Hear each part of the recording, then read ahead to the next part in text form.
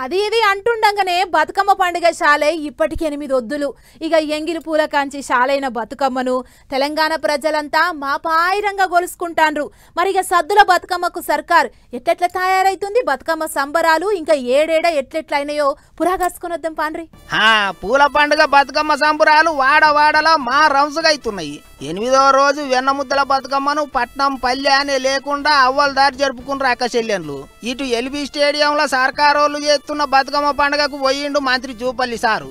ఆడ బైకులు ఇంకా సైకిళ్ల ర్యాలీని జెండూపి చాలు చేసి సారు కూడా అందులో పాల్గొన్నాడు. కొందరు అక్క చెల్లెన్లు పట్టుబట్టలు కట్టి మంచిగా తయారయ్యి వచ్చిండ్రు. బుల్లెట్ బండ్ల మీద ఊకొని ఎల్బీ స్టేడియం నుంచి ఎన్టీఆర్ స్టేడియం దాకా నడిచింది ర్యాలీ. ఇగిదిట్లుంటే శనివారం నాడు ప్రపంచ అందగత్తెలు మన పట్నంలో బతుకమ్మ ఆడినరు.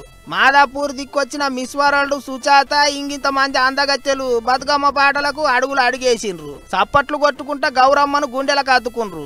అయితే బతుకమ్మ గొప్పదనం తెలుసుకొని చాలా పర్షాన్ అయినరట అందగత్తెలు. అటు దేశ రాజధాని ఢిల్లీలో హీరో రామ్ చరణ్ భార్య ఉపాసన బతుకమ్మ ఆడింది. అయితే అక్కడ కూడా మన తెలంగాణ వాళ్ళు ఉన్నారు కాబట్టి వాళ్ళు రమ్మని పిలిస్తే పోయి ముఖ్యమంత్రి రేఖా గుప్తా మేడంతో కలిసి గౌరమ్మ పాటలు పాడింది.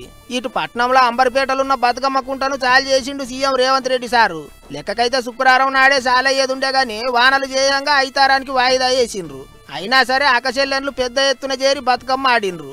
అయితే సద్దుల బతుకమ్మ మంగళవారమే చేయాలి, అందుకోసం అన్ని తీర్ల సవలతులు చేయమని ఇప్పటికే కలెక్టర్లకు ఆర్డర్ వేసిందట సర్కారు. మరిగా ఊర్లో పోంటుంటే జనాలు సోమవారమే చేస్తారో మంగళవారం చేస్తారో చూడాలి.